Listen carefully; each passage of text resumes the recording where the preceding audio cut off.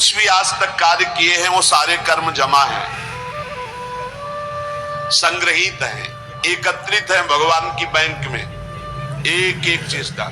विश्व में आप देख रहे हो कोई गर्भई से कष्ट प्रदा रहा है, किसी को कितने बड़े बड़े कष्ट मिल रहे हैं, तो जो हमारे शास्त्रों में लिखा वो मिथ्या नहीं है, मिथ्या नहीं है। आप सत्य मानिए। आपको तो इतना भी ज्ञान नहीं कि गर्भ में आपको कष्ट मिला है, आप कहाँ याद कर सकते हैं? आपकी याददाश्त कहाँ इतनी जोर की है कि आपको 9 महीना गर्भ में रखा गया, कितना कष्ट पाया है।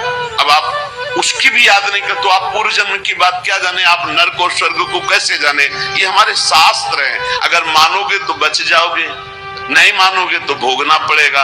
अच्छा, ये कुछ विधान ऐसा नहीं, अगर ऐसा हो कि अभी अभी ताजा ताजा हिसाब किताब मिले तो लोगों को विश्वास होने लगे, लेकिन एक एक केस जो है 10-10 साल चलता है, उसके बाद और दंड मिलता है तो सबके आंखों से ओझल मिलता है, आंखों के सामने तो मिलता नहीं कि देखो भाई इसने चोरी की थी तो ये दंड इसको चौराहे पे दिया जा रहा है, इसने अमुक तो ये दंड दिया जा रहा है, तब तो लोगों को विश्वास हो जाए। लेकिन दंड विधान होता है बहुत एकांत में, कोई देख नहीं पाता है।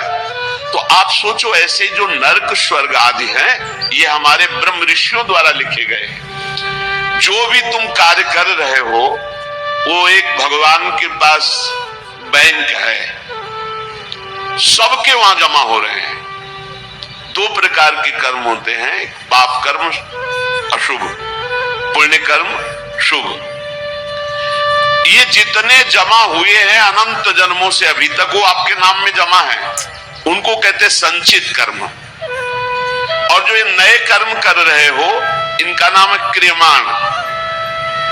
और जो संचित कर्म से इस मानव देह में तुम्हें भोगने के लिए मिला है उसे कहते हैं प्रारब्ध। शास्त्रीय परिभाषा संचित, प्रारब्ध, क्रियमाण, 3 प्रकार के कर्म हैं और ये सबको भोगने ही पड़ते, पक्का भोगना पड़ता है। कब तक? जब तक अहंकार का नाश नहीं हो जाता।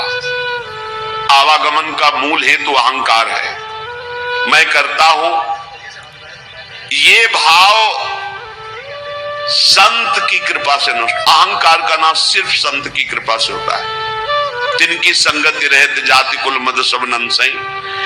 संत संग कैसा करता है? जैसे चने को भून दे फिर उसमें अंकुरण नहीं हो सकता, ऐसे इतना भुन जाता है सत्संगी उसमें अहम रह नहीं जाता। जैसे भुना हुआ बीज कभी अंकुरित नहीं होता,